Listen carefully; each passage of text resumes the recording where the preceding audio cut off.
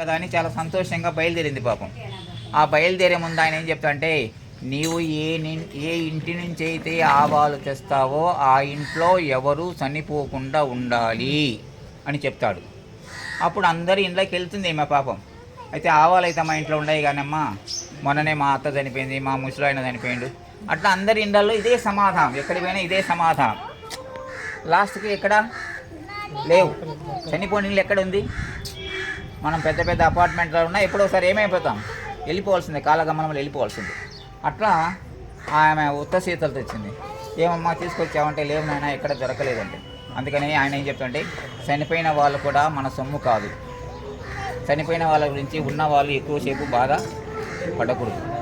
మనం మమకారం ఉండొచ్చు, కానీ అదే పనిగా మనం దాన్ని గురించి ఆలోచిస్తూ మన శరీరాన్ని కుంగ తీసుకొని మనం మన శరీరాన్ని నశింపజేసుకోకూడదు.